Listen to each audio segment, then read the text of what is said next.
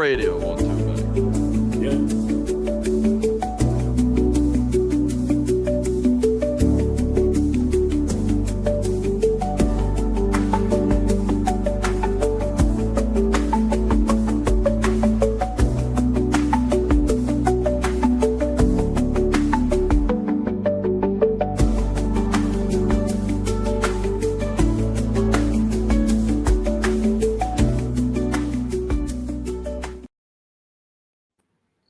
Well, good evening, folks, and welcome back to another episode of When It Was Real. This show focuses on the glory days of the WWWF in the 70s, that magical time when it was real. Now, I'm just one step below Silvana Souza on the food chain, but this other guy, he's the one the crowd roared for, and I could only be talking about the one and only Nikita Breznikov. Nikita, how are you, my friend? Listen, I'm beyond happy. A good friend, Johnny Rodz, the unpredictable Johnny Rodz. One of my favorite people all through the years in wrestling. Johnny, we welcome you and thank you for being here. It's my pleasure. I'm sorry that I can't be any sooner, but like I said before, you're talking to Johnny Russ, the robot, for the past, I would say now, well, it started maybe 12 years, 13 years back when I first had a couple of stents put on. And then, say 12 years later, you start getting all kinds of, with your heart and this and that.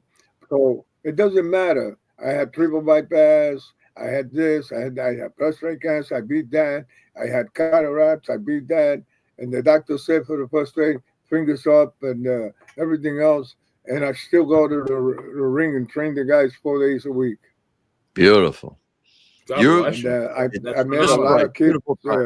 There's a whole bunch of them. They're doing pretty good now, and I feel good about that because she was, like I said to Benny before, he's a baby. I don't hear that very often. 70, you said, Benny? 70, yes, sir. Oh my God! Wait till you're 75. I hope I can wait till I'm 75. That'd be great. You better start jogging now. No, I'm in the gym. I'm in the gym twice a day, so I'm good. Good. Believe me, I would like to be at least 60 now. I bet you don't know what I'd like to be doing at 60. Yeah. No, you look great though. I got Nikita with a smile. I think he caught on. Yes. I get it now. Yeah. Yeah, he caught on. Just 60. I think I'm satisfied being 60 because that's a good. At least I could get to do something that I would like to do now. Oh, I get the drift. Look, now he's thinking. I wonder.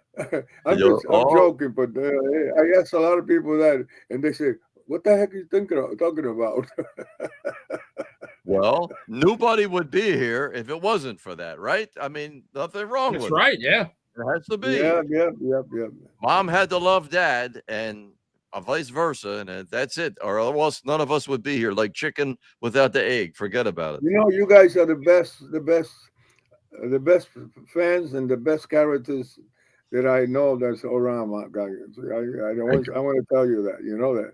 But I said, who are those guys? I said, those are the real McCoys. They're the real people. Sounds like they love the wrestling business, and they never heard the perfect time for a toast, Nikita. Okay. Yeah. Do you have anything to drink? We're gonna toast you, Johnny. I got a Peroni. Oh my God! What do you got there? Peroni for a. You know what? I'm gonna stay right there. Stay right there for a second. All right. Please do it. That's great. We're not going nowhere. I don't know why, Nikita, but somebody is playing shenanigans with YouTube, but our chat looks like it's not working. So I guess people can watch, but they can't make comments. So I have to apologize for that. I'm not sure what's going on. I don't know. I told my wife. Okay, I told my wife, do me a favor, bring me that bottle of red wine downstairs with a glass. All right, bring it. Because I can't let you guys hang out there and get drunk and I can't do nothing about it. That's That's not not really, nice. that wouldn't be very fair now, would it? What kind of friends would we be if we did that? It's not going to go nowhere. We wait for you. Beautiful. I was thinking about it, but then I came up because I wanted to. Actually, when I came up to upstairs, I was downstairs with this laptop, and then my son-in-law, he's a genius when it comes to all this. We're not too much savvy with this. All I know is how to answer the phone a little bit. But, Me too, Johnny. Yeah, you know, we're from a different time. These kids today, they do magic with this. And I was downstairs, but I also was trying to get a flight to Carolina for the first of the August. I got that thing in Carolina for 2 days. I don't know if you wanted ice. Sure, I wanted ice, but just put it. That's it. And your voice, All Yeah. Well, you brought me a new one, Mommy. You said a bottle. I had an open one. That was sangria. Now you see, I'm That going was to join you sangria. guys. All right. That was sangria. Sangria. Oh, No. beautiful. That Nice. No, bottle that was open was sangria. It's an open one over there. That's okay, Mommy. That's okay. It's Don't. not gonna go bad. Thank you, sweetheart. Well, now we're Now we're gonna toast. There you We're go. gonna There toast. you go. See? All right, so All I'm going right. to do the toast to the unpredictable Johnny Rodz. Yes. And there was really nothing unpredictable at Johnny Rodz because every match that I ever saw him wrestle, it was predictably a great match. So, Johnny, I know I first saw you wrestle in 1968 at the Island Garden, I think, in West Hempstead. I believe you were there. And I know I started watching you on TV in 1969. And I just wanted to thank you because I must have seen you on TV hundreds of times. And I bet there were times when you didn't feel well. You might have been running a fever, or you might have had like a sprained ankle or a broken finger or a cracked rib. Right. But you know what? You never would have known it.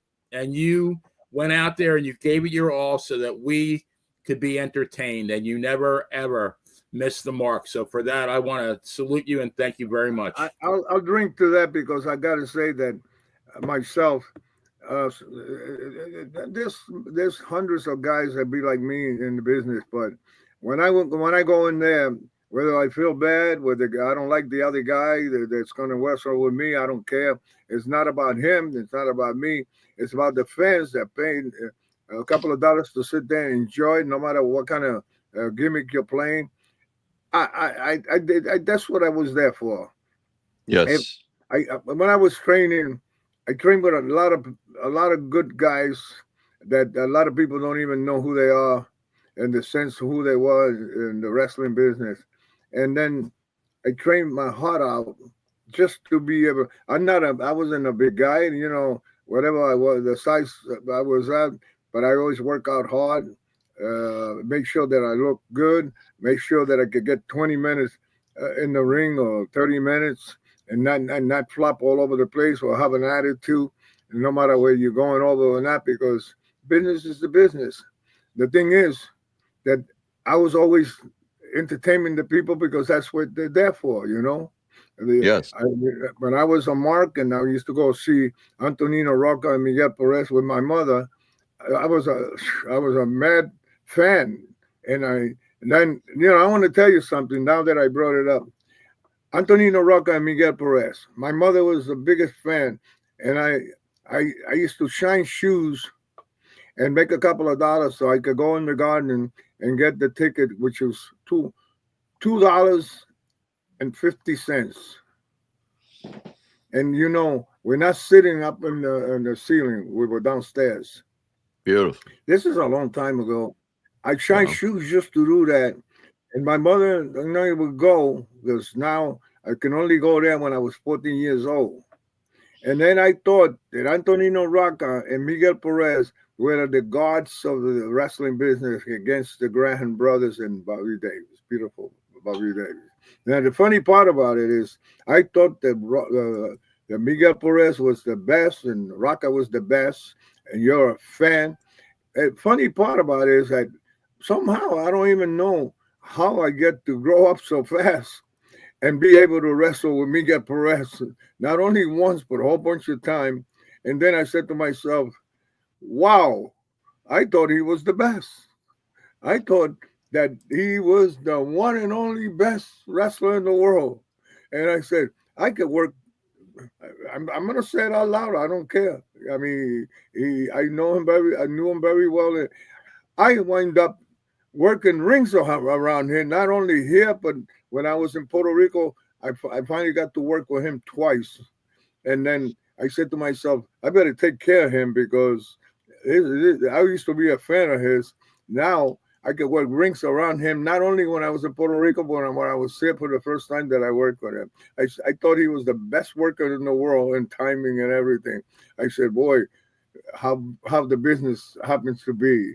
I hope you know, guys, what I'm talking about. Yes. What a dream, and then something come through, and you said, my God, am I better than this guy in the sense of working the business? Well, I went through that.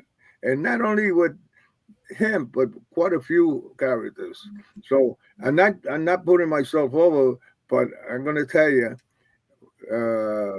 instead of drop kicking or I don't know, climbing on somebody's neck or I don't know, doing cartwheel, I don't know. That everybody has a gimmick or has a style.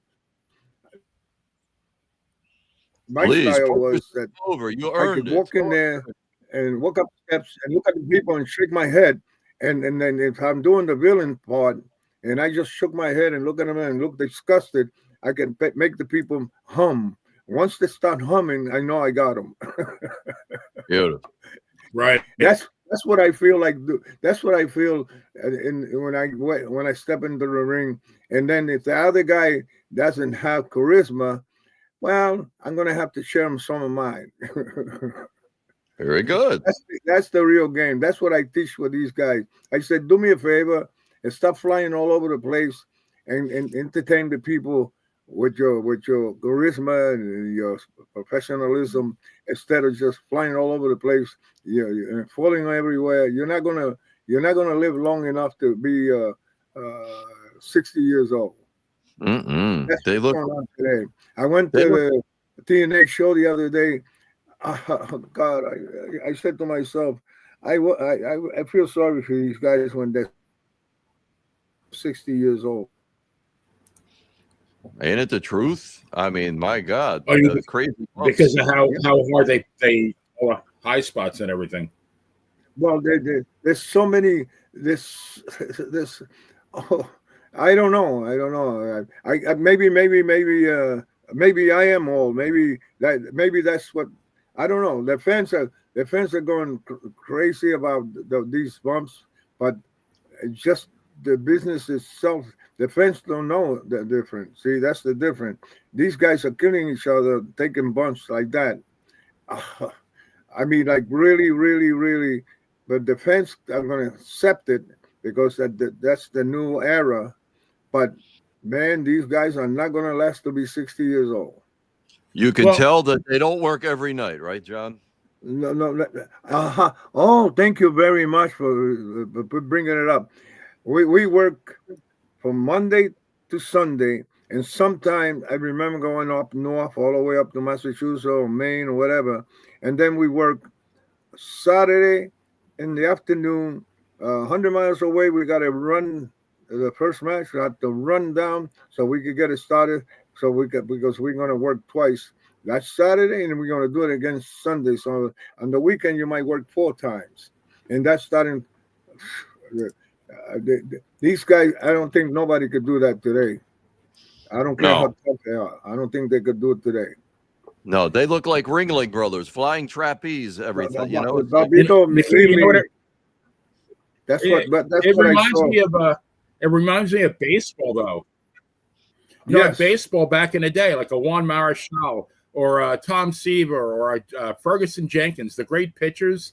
They didn't throw 102 miles an hour. They pitched, but they lasted for like 18, 20 years, and they pitched 300 innings a year. These guys now, they're throwing 100-mile-an-hour fastballs.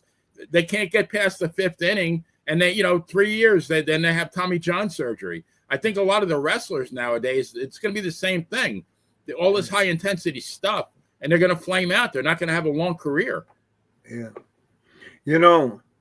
the I don't want to bring it down, Nikita. I don't want to bring it over.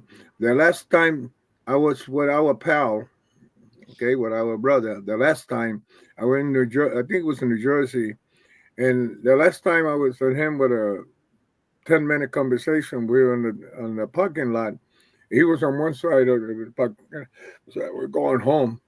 That's the last time I saw the brother, and that was it.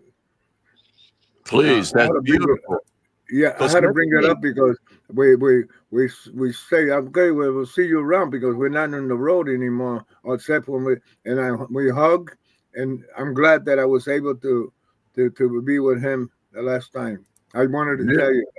beautiful. Of course, next week we're going to have a tribute for him, and I don't want to keep bothering you. You're doing. Thank you for the honor tonight. No, So no, yeah, no, no, no, no, thank no. you. Say that. You, That's great. Nikita, you're not bothering me at all. You guys are the best. I could call you friends or whatever you want of the business.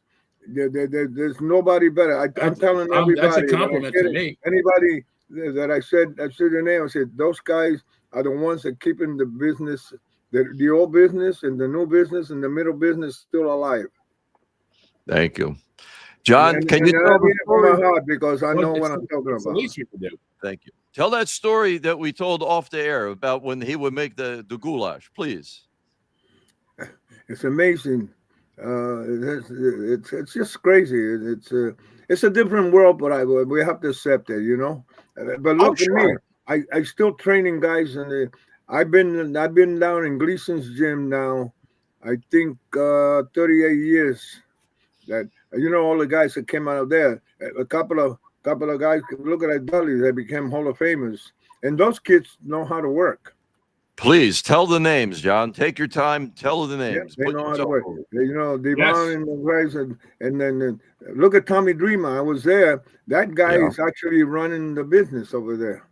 He's one of the runners, and he very well respected. He treated me like I never been treated before. For 5 hours the other day, Sunday. I'm so I mean, happy to hear that. I felt like. Very much, very well. This guy is he's going to be something big in the business someday, in the sense of keeping the business alive. Good. I'm glad to hear that. So Beautiful. I have a question for Mr. Johnny Rodz, if I can ask. Johnny, Shoot. so I mean, you pretty much stayed with the WWF probably for 20 years. Davey O'Hannon told me, he made the comment that if you had traveled, like gone to the other territories, you would have been a champion everywhere. And I totally agree with that. Did you ever think about going elsewhere, or did you want to just stay close to home? Well, here's what happens. You're in a home territory like in New York, like that's why I started. But the funny part about it is that, but by the time I started, when I started, before I even got married, I was already, I started. I did all kinds of exercise of. Let me start with Tai Chi. Let me start with Judo. Let me start with amateur wrestling in the YMCA. Let me start with boxing, whether it was knuckle fighting or with gloves. I did that from the 14 years old all the way down to 18 and 19. Actually, we used to go behind buildings, and there's a whole bunch of characters with money betting on a couple of guys doing, I mean, real dirty knuckle fighting. I trained with guys that I don't think nobody could train with them now, because I'm going to mention a guy, and his name would be Carl Gotch. And Wow. me and Gypsy Joe and Victor Rivera and Tomas Marin and those guys and Frank Martinez, we used to train together for 1 hour. Anybody could take an hour with Carl Gotch doing calisthenics and doing and doing for doing floor work, and then 1 hour Monday and 1 hour Tuesday. Whoever could do 1 hour Monday, I want to see who that is to come back Tuesday, because I went through that. So the Wow. funny part about it, I'm not a big guy, because me and Victor was a pretty big boy. Remember Victor Rivera? He was pretty Oh good. yeah. Absolutely, And yeah. Frank Martinez was pretty good. You see, Tomas Marin, he didn't look like a flasher in the ring. He looked like, I don't know if you guys remember Tomas Marin, but I got his name right here. We were going to talk Very, about very it. first say TV show I ever say watched. you want to play with him in the ring, or try to make him look bad or something. That guy could take care of himself, even though he didn't go nowhere. He was from Brooklyn. He owned a grocery store. But, I did a lot of traveling with him. I did a lot of traveling with Tomas Marin. Me and Gypsy Joe, actually, you heard of Gypsy Joe, I'm pretty sure. Absolutely, from That Nikolai. guy Yeah. was a tough son of a gun. Yes. Before we even got into business, we used to go a show on Saturday at the second match in Brooklyn at the Williamsburg Bridge in the club. Him and I tag team. Then he'd drive over to the tunnel, and we go to New Jersey, make a left. Couple of blocks over, there was another Puerto Rican wrestling club, whatever they call it, and then we would wrestle there. The last match on top. Now Gypsy would say to the guy in Brooklyn, "I want $100 and a bottle of Bacardi," and then we go over there and we told the guy we want $100 and a bottle of Bacardi. But the reason why we wanted $100, because that's a good money in those days, is because whenever we work in these clubs, because we were the real Rado Rusos, whatever you want to call it, we used to draw. The place, those little clubs will be full of people drinking beer and yelling and screaming, and we were villain, and we used to draw, so we were able to do that. But Gypsy was such a tough character. He said to these guys, "If I don't get my $100 an event, I'm gonna kick your butt and I'm never coming back." So that's how me and Gypsy Joe really started. But the reason why I mentioned Carl Gotch, I think there was a guy named Barbaroja, red beard, a Spanish fellow who came from Spain, and him and Carl Gotch, I think they were, I guess, buddies from Europe. They were shooters, and then they had a wrestling club on 28th Street and 8th Avenue, and then they went to 42nd Street. I remember me carrying some of the pieces from the ring in those days. I mean, I'm talking a lot of years that I did that. And then after a little while, see, Carl Gotch was around, but he never got in it. Somehow he must have tried or something. For some reason, he was friend with this guy, the Spanish guy, and somehow he disappeared, and then he come back. When he came back, being tag team with what's his name? Rene Goulet. Thank you, sir. Thank you. Yes, Rene. Yes. Yes. And Rene Goulet is one hell of a worker. He was one hell of. Is he dead? No, I understand. He's still around. Oh, Rene Goulet. Not only I worked with him, but we worked tag team. The last time I worked tag team with him was with the what's his name? The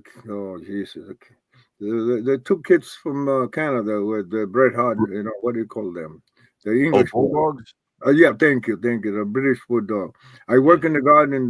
That's the last time Rene Goulet and I tag team with those guys in the garden for 20 minutes.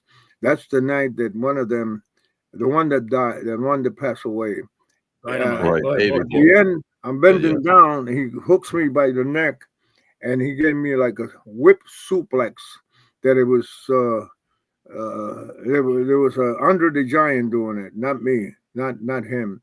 And when because I wasn't ready to not protect myself, but the way he snapped it, my heel hit. My left side heel hit the floor, and somehow a little hair-sized hamstring snap. I don't feel it right away, but after I took a shower and then went to 48, no, 40. There was a hotel between 6th Avenue and 7th Avenue, whatever it was, and I was supposed to have a meeting with the Japanese in the lobby because somebody got me set to go. I want to go to Japan. I parked my car, I think maybe 2.5 blocks away, and walk. And for me to walk back to the hotel, it took me, I would say, maybe 38 minutes, hanging around against the wall, because once you pull a hamstring on your inside of your thighs, there's no way you could walk. No. When he snapped me, it happened, but you don't feel it until you cool off. I never forgot that day. I never forgot him. But then you never say you have a date with the Japanese people. They're very honorable. They sit in the lobby. They're waiting for me for half an hour. The guy that set it up, I don't want to mention his name for me because I wanted to go to Japan. They said, okay, we have a meeting, but in the lobby of the hotel where they were staying. I was so embarrassed because when I walked to the front of the hotel to go in, they were walking out. They didn't even say hello and goodbye. You never you never dishonor them like that. And I never forget that day. And then I couldn't walk for a month. I was limping. A month? You were laid off? Yeah, apparently. whenever you pull a hamstring in the inside of your thighs, you can better believe it. You better be ready for pain. Pain, and there's just no support, so the knee can't. No. You can forget about it. You can walk. You can move the right, but you won't be able to, whether right or left. You can't move. Pulled hammy in any sport. You have to hang against the wall to be able to move. But the pain, like you say, I don't want to brag. I think I'm a good technician. I think I'm a good athlete. I think that I know how to. I love the game. That's why I'm still in it. I mean, I think I'm the longest running wrestling club in New York because I don't know any old time in the East Coast that, except for Jimmy Valiant, but Jimmy Valiant is not doing anything. No, he's out in Virginia. Him and I think I'm 1 year older than him. Okay. And he's a hell of a performer. He's one hell of a character, and I love him all. Johnny, I know Johnny from the beginning. I know Johnny when he was bringing coffee to the dressing room or taking the coach back in Pittsburgh. It's him and Larry Sabisco. There you go. You know me, I'm a shooter. I could tell you the truth. Please do. I have to correct. I think Rene Galea is gone. I think he did pass away. I don't know. The only reason why I mentioned Rene, he was one hell of a worker. Whether he was baby face or heel. And then Tony Gurria, one hell of a worker. Rick Martel, the best. I could tear the house down with either one of them. It doesn't matter. And then I got to mention Pat Patterson. Me and Pat Patterson can go there and do an hour and then go drink beer and don't have to be too heavy because we know how to work. I could tear the house down with Pat Patterson better than anybody. Next week, Tony Gurria is going to join us for the Nikolai tribute, and we had him on a few weeks ago. Tony, whenever I work with Tony, we don't have to talk about anything. All we have to do is go in there and entertain the people because he's one hell of a freaking worker. Well, nobody has to say nothing. I don't know how many times they made this guy champion. Yeah, tag champions without a doubt. Him and Martel, Sabisco, all of them beautiful. Ricky, oh my God, what a worker these guys are. I love working with them, man. I could go an hour without getting tired with them guys. Hey, Johnny, I got to tell you, September the 18th, 1982 at the Spectrum, you and Jose beat Tony Gurria and Steve Travis. And I know. I didn't want to bring it up. I love that. That was beautiful. What a hell of a match that was, right? 2 out Oh of my God, 3. that was one of the best there. We tore the house down no matter what we did. I was in Yeah. love with I was in love with that match. I mean, I did everything. I we and then it's a funny thing. What a hell of a match! And then they put us over, and I didn't believe it. I couldn't care less if they put me over or not. I just know, wow. And those guys, and Tony's one super worker. His partner, remember he was young and he was new, and Yeah. he didn't have the timing. But we don't care because when you don't have the timing to do your thing, I'm gonna give you some of mine. You know what I mean? That's what I'm Beautiful. talking about. And then Yeah. it doesn't matter. I don't. If the guy wants to be a shithead and he wants to be showing off as a shooter or whatever, that's okay. I can defend myself. I do it in a certain way where people don't. It doesn't have to be dirty. I could defend myself whether you like it or not. Don't go to the dressing room and want to punch me out because then you don't know what I know. You know what I mean? I'm Sure. not bragging. I'm not a street punk, but I'm a street wise. But you're a fighter. You're a good shoot Yeah, fighter. yeah, I know how to defend myself. I don't Yes. need even now as an old douchebag. No, wait a minute. I gotta say it right. As an old douche in the bag. Like a There you Dominic. go. That's it. Dominic Dinucci. That's it. I love those guys. Mike Yeah. Cicluna, Dominic Bruno, all those guys. We were oh my God. We treat each other like family, better than family. Benny's got some questions from the people writing in. Yeah, Go ahead, well, Benny. I got a comment from Dangerous Dave Starr. Dangerous Dave does my true crime show on Monday night. He trained under Killer Kowalski. He wrestled. He was an Indian in the Boston area, and he said, "I loved Johnny Rodz growing up and seeing him at Jack Witchy's in North Attleboro." So he wanted You me know how to many tell times I that. worked with Jack Witches? Oh my God. that And that then was a that was every I don't know what every 2 weeks on Friday. No, every week, John. Every Friday. Yeah. Well, I'm getting Witchy was old, every Friday. but, I'm getting old. I gotta remember these things. That's a okay. long That's time good. He's ago. got to remind me. He's got to remind me anyway. And then sometimes you'd be Witchy's Friday and all the way to Baltimore or Listen, Philadelphia the next day. What I a used to ride. go to Man. Wishy's, and then from Wishy's, we traveled down to. We have to go on the east side of 95. That no, we have to go down all the way down. I don't know, another 50 or 100 miles, and then we have to shoot over across to Boston. And that's how we used to do the Boston. After the Wishy on Friday, and Saturday would be Boston. Beautiful. Also a regular run. Sometimes we used to do Rhode Island, keep going all the way, then cross over and do Boston. And then from Boston, we come back to New Haven. That's a good I one. remember every ride. And I'm going to tell you guys something. Please. All the years that I spent running around and here in New York, and I'm going to come back to the question you guys asked me before, why I Okay. didn't go places. But all the miles that I did here, from the first day I started, whether I was in it or not, and running back and forth doing it, if I had $1 for every mile, I'd be a millionaire. Oh yeah. I'll bet you.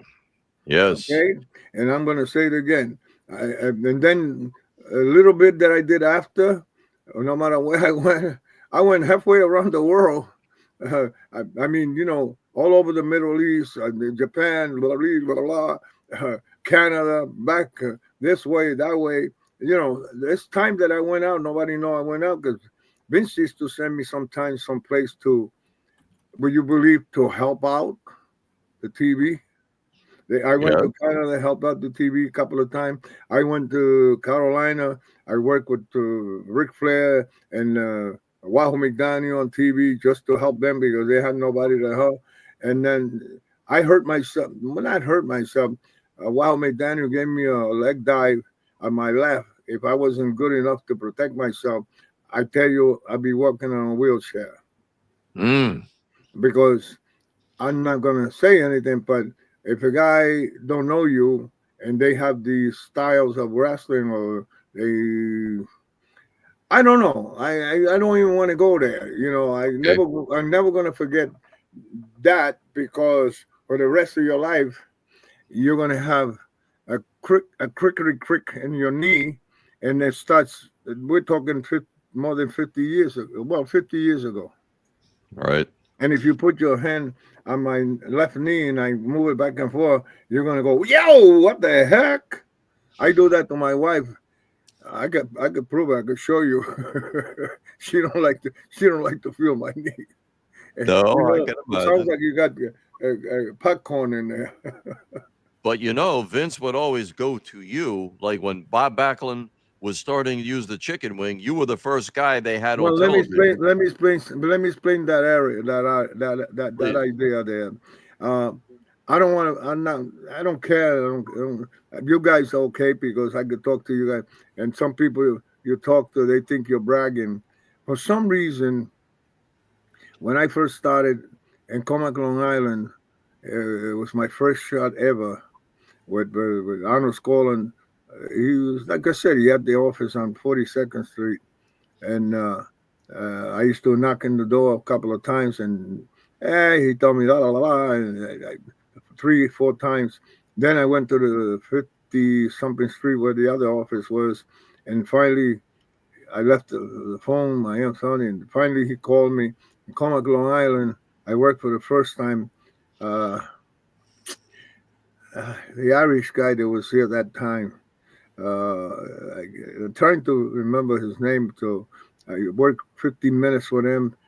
Sunset Flip put him over, and I go back to the dressing room in Comac, Long Island for my first time, and he's happy. Oh, amigo, beautiful, thank you. Oh, great match. Oh my God, how long do you mean? I said, this is my first match. He goes, your first match? And he said, hey, Arnold, this guy's pretty good. Man, okay. Well, Arnold was playing cards, and yeah, okay. So now, I'm trying to. I tell Pat you, McGinnis? he was Irish. He was here that time. We're going back 60 years or so. Pat Okay? McGinnis or Doyle? One or the other. No. Not them. Pat Barrett, right? It'll come to me. Oh, maybe it was Pat Barrett. He'd been around a long time. Who? Irish Pat Barrett? Thank you. There you There go, you go. Johnny. It was. Thank you. He'd been around a long time. We finished. We didn't talk nothing. I just went in the ring, worked with him. We didn't talk no finish. We didn't talk nothing. Blah blah blah blah. And Sunset Flip. He comes back. That's Amigo, amazing. thank you very much. And then, how long? Yeah, I said that's my first match. What? He says, hey, Arnold, this guy's pretty good, man. I like to work with him. He goes, yeah, okay. He was playing cards. Okay, he didn't care. And then that was my first match. My second match in Sunnyside Garden. Again, I'm there. I'm nobody. You just the first. And then he goes, what's your name again? You're on second. I said, Johnny Rodriguez. He goes, oh, come on. Another Rodriguez. I got 2 Rodriguez. I don't know. Some Spanish guys that was that night. The local guys, I think. And then he goes, come on. You got 10 minutes. You're on second. And come back with another name. So I said, oh, shit. That's my name, John Rodriguez. I said, my name is Juan Rodriguez. But, I'm in New York. I got to call myself John Rodriguez. What the fuck? What the heck? So now I went in there and I said, shit, Johnny Rod. I started mumbling. I said, Johnny Rod, just plain ROD. I mean, I'm not that wise educated, but ROD, Johnny Rod don't sound too good. ROD. You know why? I said, damn. Sounds like a porn star, right? So I pull out this Z and I put it in there and I put a period and I said, wait a minute, that sounds Johnny Rodz. I said, Johnny Rodz, that sounds pretty good. That sounds good. That keeps me quiet. That keeps me very secretly. So I went over. He said, you got it? I said, yeah, Johnny Rodz. Johnny Rodz? I said, not Rats, it's Rodz. So, okay, that's good enough for me. That's how I got my name from the beginning. And boy, I'm glad I chose it because I never heard of another Johnny Rodz in the business. and then I was wise enough to do that. For the rest of my years, I've been Johnny Rodz. And then I don't know where I know Vince McMahon Sr.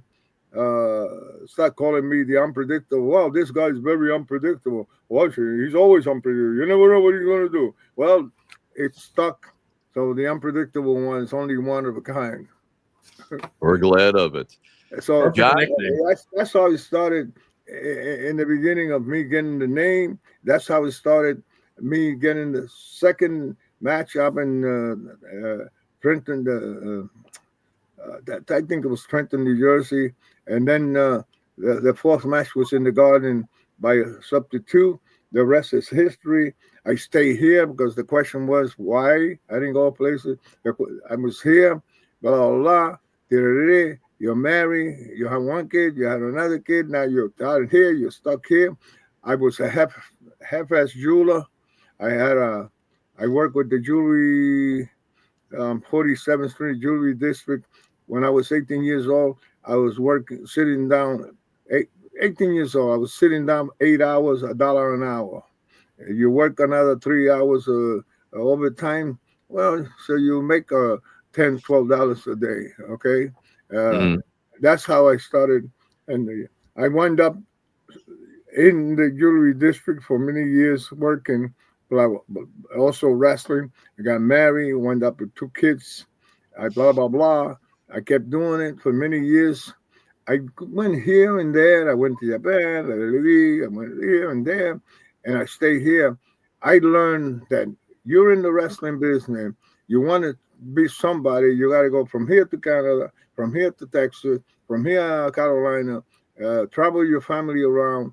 You don't know what's going to happen. The kids don't know what's happening. I don't know. I think I chose to stay spot. So you stay in one spot, they're not going to make you any superstar or make you anything. You're just going to be a worker. And then if you're okay, like I was, the owners or whoever owns it is going to say, well, let's use him for this and let's use him for that. If you're good enough to get you over, they're going to come to you all the time. So you can't blame yourself for what you're doing. I learned that from way back. But now you people don't like have to it. understand. You don't like my saying. The fans are fans. They're not. The fans are innocent. So they're gonna boo you. They're gonna say you're a bum. You're a jobber. La la la la. That's great. That's great. If you want to accept it, but then the fans. You're right. The fans are fans. That's what you're there for, to make the fans believe who you are. That's it. But watch this. Not only I've been everywhere, not only I knew how to take care of myself, not only that at the age of 84, I'm still training people for I don't know how many years, and I'm going back 61 years. That my oldest son, John Jr., is 61 years old. Wow. And I trained S.T. Jones in the basement of the building when my son was born. A lot of people don't know that. No, So, that's beautiful. S.T. Jones, 60 years ago, I was training him, and I got him in the business. And his first match was with me. A lot of people don't know that shit. And you gave him his name, didn't you, Johnny? You gave him the name, S.T. Jones. Didn't you give him the name, S.T. Jones? I'll tell you how he got his name. Let me have a little more wine. Oh, yes, amigo, please. Yes. Here you go. Or some more. That's it. I'm having this wine for you guys, okay? Oh, and us with you. Yes. Absolutely. This is beautiful. You couldn't pay me. I wanted to do that I'm happy. yesterday. I wanted to do that yesterday, but I said I'm going to wait till tomorrow.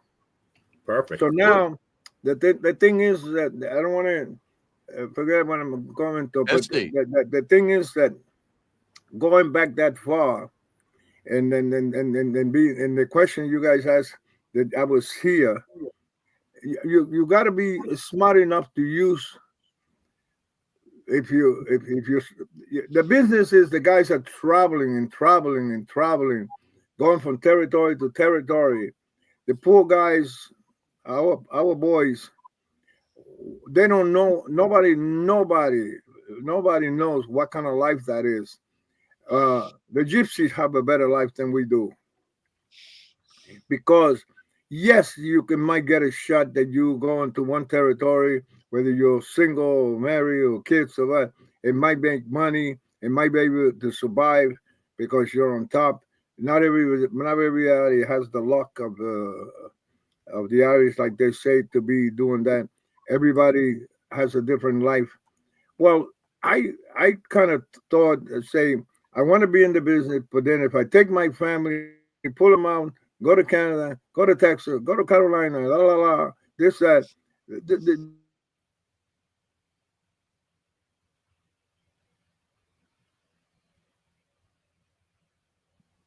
Uh-oh. we lost each other for a minute. Yeah, yeah. Where do Yo, Benny, you there? Okay. Yeah, we Yeah, got No, you. no, You we're back. here, we're here. Go ahead. I guess that happens. So It what does. now? What I'm trying to say, guys, is that the question still goes: that can you go in here? Can you go there? You got to choose. You've got a family. You can't take the kids away. You can do this. You can do that. A lot of people, a lot of boys, hundreds of them did it. What life they live, nobody knows. They make a living. There was that time. Nobody knows about that either. Today, the guys that I saw the other day, Sunday, they have no idea what the business is about. I am sorry. I love them all. They're the greatest in the world. I was there for 5 hours in the TNA show. I was in the dressing rooms. I sat there. I watched everybody running around. I said, they have no idea what this life is about. They just doing it. They have no idea. It's only a taste of wannabe. I'm going to say it out loud. They don't like it. They could come over to Gleason's gym, and I still could go in the ring and let you know what it's all about. I Yeah. have a big mouth, and it sounds like but that I have respect for all of them. They're the best in the world. I'm glad I'm not in it that way because there's nothing like. There's no way I'm going to be flying over to entertain nobody when I could do it inside the square circle. It's the way it is. But I spent my life here in New York. I did go all over the place. A lot of people don't know where I went, and then and it's funny. I did a lot of things, and I was I was champion in a lot of places, and nobody knew. It's amazing, really amazing. They say, "Well, I was champion all over the place. I got plenty championship, but look at the biggest one is winning the 22-man battle royale. You can't beat Thank There you winning go. that in those days. That's I'm like glad you said WrestleMania that. today. Please And I tell won us, that. John. And 2 Please months tell us later, how that happened. Please. yes, and 2 months later, I had to leave it. I had to leave it and come home and see what my family is about because I cannot live in New York with 2 kids, drive to California, stay there for a whole, I don't know, whole year until they do the other battle royale. And you're number one in the world because you win that battle royale. You're number one in the world. You're the biggest champion there is. You were unbeatable out there. Well, yes, and the gimmick has a big story behind. And the Please. funny part about it, people are marks. I'm only call people marks because that's what they're supposed to be, and they don't know who the heck Jabaruk is. They don't know nothing. And the funny thing about it, here is a guy who is a Puerto Rican, but I look like an Arab, and we invented that. Nobody knows where the invention came from. Nobody knows how that happened. And then it didn't happen here in New York. It happened Pittsburgh, in right? Pittsburgh, and then it happened again in 1976. That's a big story behind. Nobody knows about that character. But a Puerto Rican guy playing an Arab, and you could do that and fool the people 100%, including the Arabs. That you got to be a good worker. You got to be a good supporter of what you're doing. So I'm proud of that. I'm very proud of that. And then all the way to being a super medic in Puerto Rico and tearing that and be the best there was, the best that is, and the best ever going to be over there to be the super medic. And we drew houses all over the stadium. We full up the baseball stadium all the way to Trinidad, everywhere. So nobody knows about that. The business at that time, Today, the media it catches everything. You fought, and everybody knows it was you. So it's a total different package. So when the question says why you were here, is that you got to choose what do you do with your family? You got a wife, 2 kids. You want to be in the business. You take them from here, you go to Canada. Then a year later, or 2 years later, or maybe wherever you're going to stay there, I don't know, or to Texas, or Carolina, or Florida, or I don't know. What is, a lot of guys did it. A lot of guys didn't. And you have to make the wife happy. If she's not happy, forget about it. That's the one that a lot of people don't know. Yes. I was married for 10 years first. I have 2 kids. But I was in California in 1970s. Hang on. Hey, wait for it. It'll be back. It's a quickie. Yes. Okay, we lost each other, but we're okay. We're good. We're good. You good? So the funny part about it is that I had no choice. I'm here minding my own business. I always had 2 jobs in the sense of doing jewelry work. I'm not a good jeweler. I'm a professional finisher. I used to finish jewelry for big companies on the jewelry district on 47th Street. And Right. and then I had a shop of jewelry finishing on 45th Street between 6th and 7th by the jewelry district for many, many years. From 1970, at the end of 76, the beginning of 77, I lost it. That's when I got divorced and I lost everything. But that's okay. I can say it out loud. It doesn't matter. Life is life. The thing is, guys, that I had to do all that. And at the same time, I was wrestling. So I was doing 2 jobs all the way to the end. And then I wound up in Puerto Rico many years later. I did the super medic over there with me and Jose Estrada for Carlos Colon. We were number 1 in the island, and we were number 1 in the whole Caribbean as a super medic. We drew every freaking. We were the hottest tag team from 1981 or 82 on to 83, 84. I left it, but I don't want to tell nobody why I left it. I leave those guys alone. It's nobody's business what your business is, why you do certain things. But when I left, we were the hottest thing in the island with Carlos Colon. And when they had Cologne come to the Garden, they had you work with him August the 1st of 77. When I left there, I had a reason. Everything has to do with the same reason that I left California. It's the same reason when I left Puerto Rico after a year and a half or so being. It's 43 years ago. 43 years ago, because my daughter's 43 years ago. She was a 7-month when my oldest daughter here, when my new wife she wasn't even 7 months when we went to Puerto Rico, and she was here a few minutes ago before you got with you guys. I think she's 40. She's 43 now, 42, somewhere around there. I'm getting too old. I can't remember anything. So now the problem is, guys, that still the question goes, why you stay in one place? Why you do this? I went around. I went all over the place. But because we don't have that media, nobody knows who went where and what they went unless they was reading a magazine in those days or somebody knows you know where you went. The funny part about it, where did you go? Where you didn't do nothing. Well, that's good. The fans got the right to be the fan, and they've got the right to be nosy and say whatever they want. And I appreciate that because that's what the fans are. But in today's time, everything is magic, and you click and you find out somebody's life 100 years ago. But then it was a total different package. Nobody knows how I got to California being the Jabaruk. Nobody knows that I was in Pittsburgh and doing TV for Was it Tony Newberry? Yeah. Tony, yeah, with Newton. Thank you. You're the man. You're the man, Nikita. You're the man. Thank you, Because John. yeah, when I say Tony, nobody knows the story about what was the last name? Tony what? Tony Newberry. Yeah, see, I know Newton the name, but I Territory, want right? to say I want Nikita to correct me. Let me You're explain my man. something, Nikita.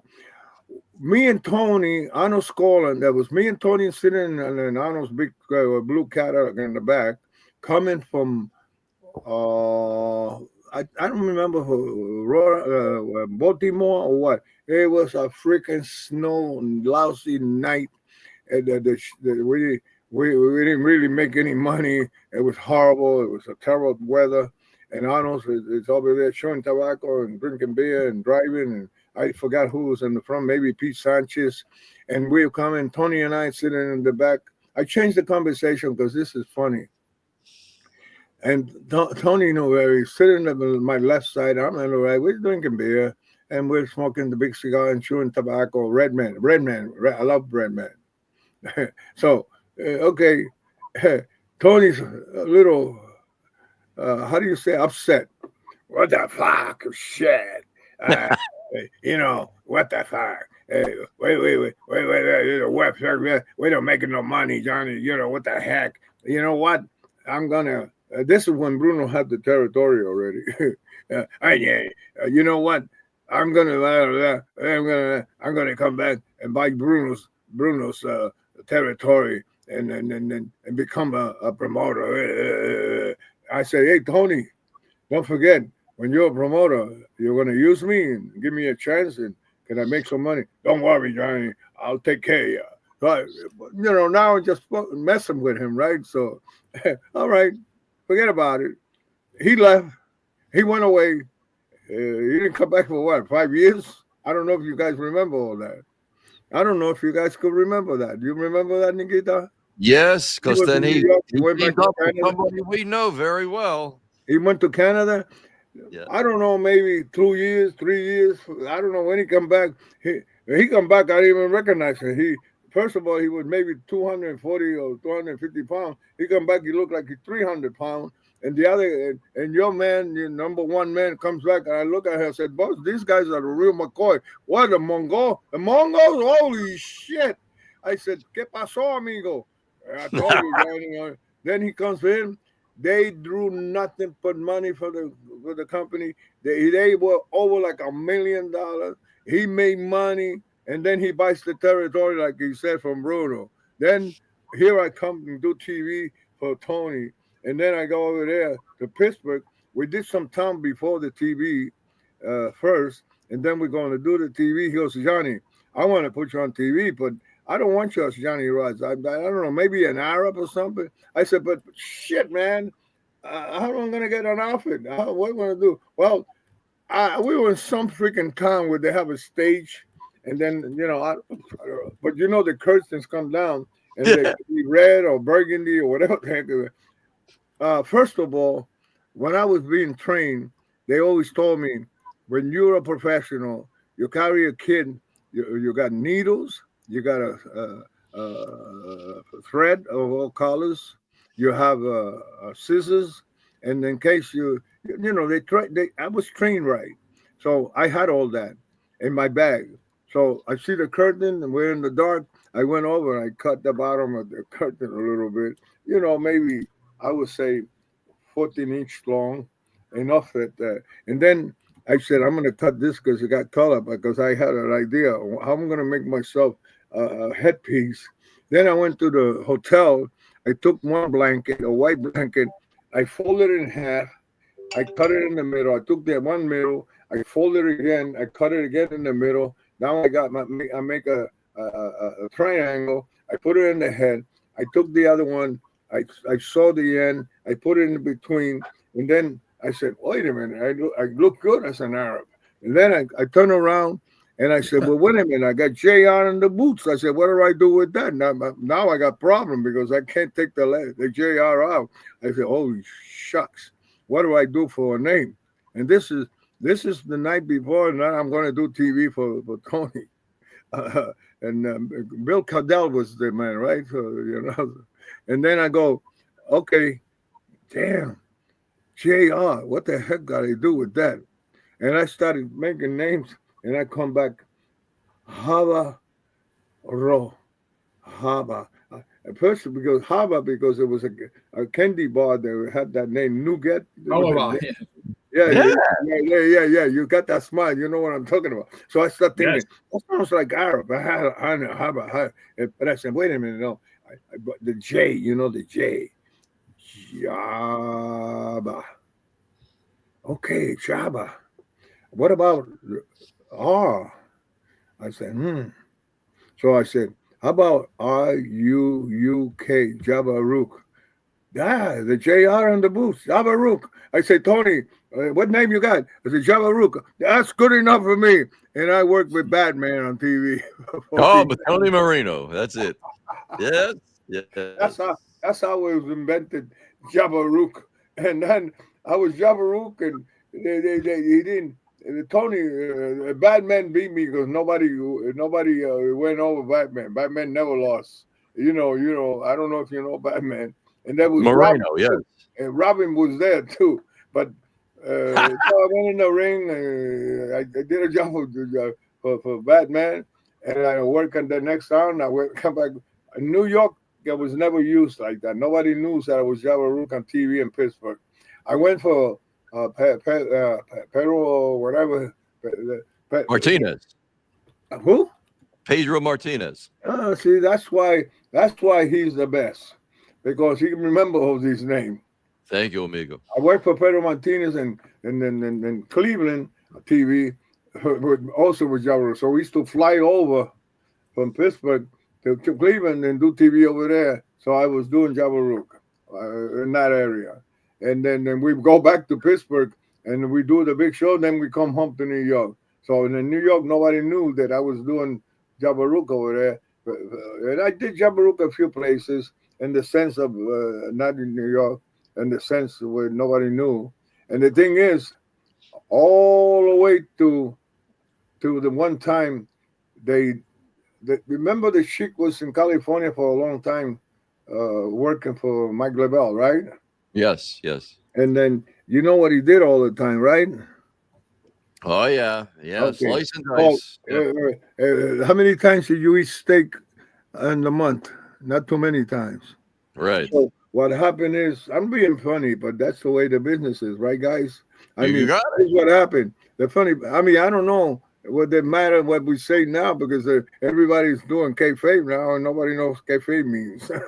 And It's okay. the funny part about it is that he was there for a while, and he was one of the biggest name around. He drew everywhere, and people, the game is the game, and he was the best. But when you're the best in one territory and you do the same thing every time that you do it, after a while, people get disgusted because you can't eat steak every day. So Agreed. somehow in 1976, for whatever reason, Mike LaBelle must have told Vince McMahon Sr., I need to do this thing here, but I need to have somebody here do the same gimmick to keep it going. But then the guy left, and then Vince says, Johnny, Mike LaBelle wants to know if you want to go there and do the Arab gimmick.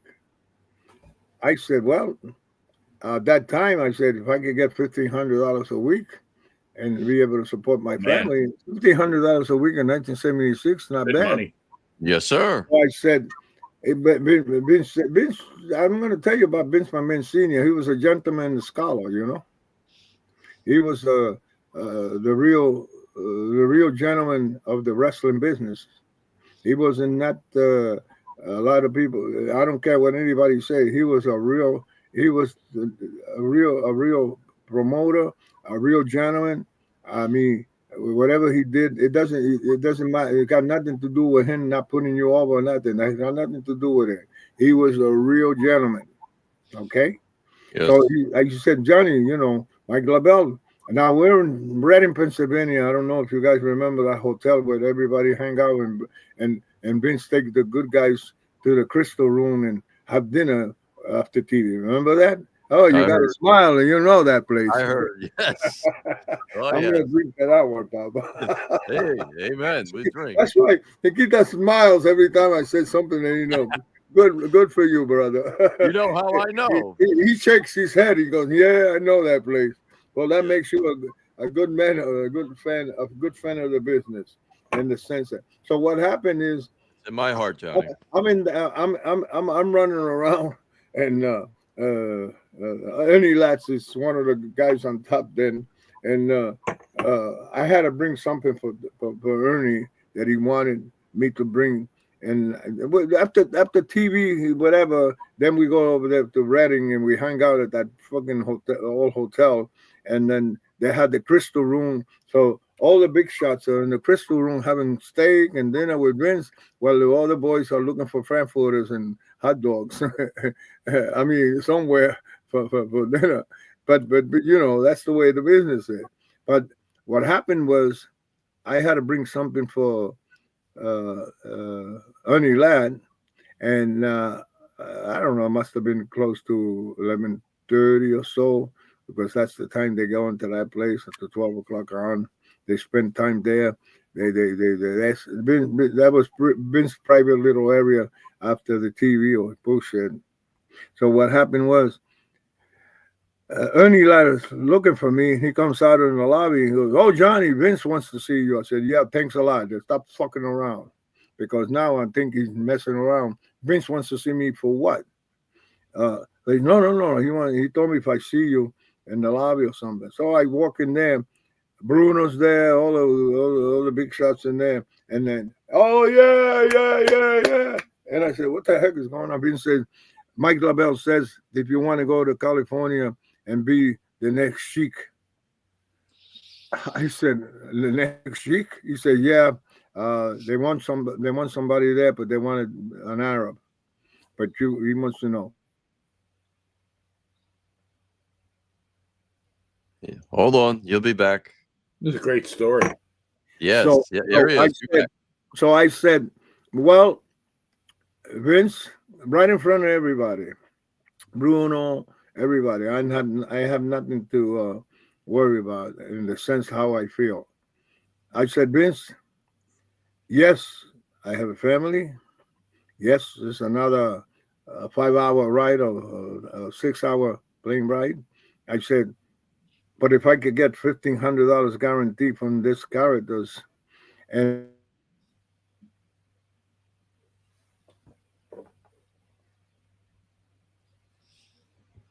We're coming. Hang on, folks. Live TV. We'll get it. I said in the chat that was my first WTF moment when I saw him on TV from Los Angeles, because I could get Channel 41 out of Patterson, New Jersey. I'm thinking, this guy looks just like Johnny Rodz. He's even got JR. He's got JR on the boots, but it can't be. But Right. And it drove me nuts. Yes. But he pulled it off to perfection. Absolutely. I totally believed in it. I mean, the guy was unbeatable. And then he had Piper as his manager. And for the people that didn't catch it, or if you don't know, the 22-man battle royal in Los Angeles was huge. Haystacks would win it. Bruno won it. I think we lost him, but that's okay. We're good. We'll pick it back up if we have to.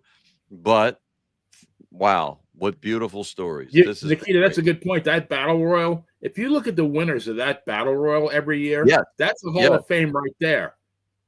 And when Calhoun won it, I mean, he was like a household name back in the early 60s. It was like, Haystacks Calhoun was what Groucho Marx, all kind of shit. He was out there, man. So Art Linkletter, for you to get that battle royal win and the names that were in it, and like Johnny said, Pat Patterson and Lonnie Main, all those kind of people, even the Giant in his young days, it's like that meant a lot. That was just wow, big time. No, that for him to have won that battle royal, like I wish he was here, but like that was so prestigious, and that pretty much entitled whoever won it get a guaranteed push for the next year in NWA Hollywood. Yes, without a And doubt. he was so good at it. I mean, and Piper was great. I mean, Piper was a kid back then, and Right. we had really never heard of him at that point, but Well, it worked. it was funny because a couple of shows ago when we talked about the Manager of the Year award, and Vince was pulling names out of the air, and he said, "Yeah, there's a guy out on the West Coast named Roddy Piper. He's in the running." And it's like, who? At the time, I had no clue who Roddy Piper was, but it was like, look at that bullshit. Years later, he's running the WWF. I mean, it's like Piper was it, top heel all the way, man. He's a skinny Life little is kid. He strange. played bagpipes, but look what Yes. happened. The people, I always say, never, ever give up. Never give up. And good is the enemy of great. I put that on the cover of the book. You can always do more. You can always do better. Believe in yourself and don't think there's no tomorrow. Before you give up, just wait. Try it again. Absolutely. Try something else, please. Yeah, Greg Barry in the chat saying Andre won it. Bruno won it in 72. Andre 75. Jabaruk 76. And he said Tanaka in 77. But I mean, that's upper echelon right there. Yes. And what I mentioned earlier, when Carlos Colon came to the Garden, they put Johnny in the ring with him. August the 1st at 77. It's like, you don't want him to beat any of the top talent because Superstar was champion. So you want all the faces to be strong and the other heels to put the faces over. So it's like, we got to put him in there with somebody solid, somebody strong. It was Johnny Rodz, obvious choice. Yep. Yeah, he was the measuring sticks. It was when Gino Hernandez came to New York, wasn't that's who wrestled Gino, right? Gino Hernandez, absolutely. And I heard Gino was a bit arrogant, and he ticked a few people off in the dressing room. And I think Johnny took a little measure of revenge against him. But there was the rumor. Yeah, there was. But I mean, you never know it. I mean, he did his job. He did it to perfection, like he always did. If your mouth overloaded your ass, they'd put you in the ring with Johnny Rodz, and we'll find out just how big that mouth and ass is. Let's see. Right.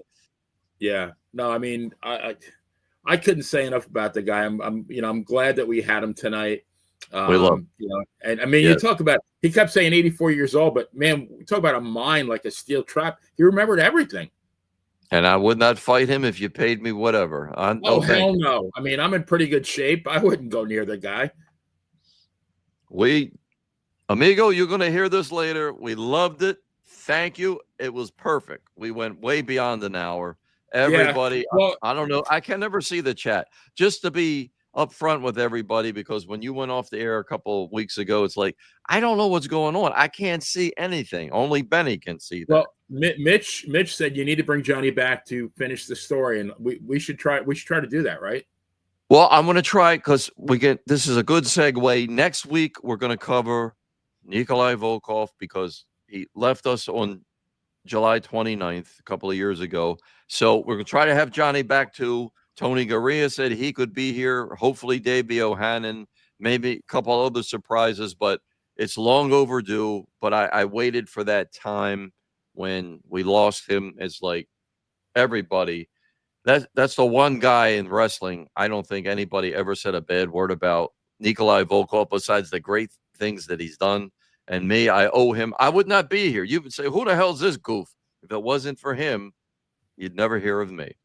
Yeah, Mitch is in the room, and I'll use a mensch, right? My buddy Mitch the Mensch. I love him. Yeah, I mean, but Johnny Rod's a mensch. I mean, Nikolai was a mensch for sure. Yes, without a doubt. Well, Nikita, before we wrap up, I was gonna say my poem to Johnny Rodz, but can I conclude with that? We'll hear it later. You'll hear it. All right. I mean, I'll even send it to him. But tonight we were graced by the unpredictable one. Whether he was Rodz or Rook, he was one tough son of a gun. Tonight I got to thank him for all that he made me feel in those golden days of wrestling when it was real. Beautiful. Good night, folks. Das für deine Jabaruk.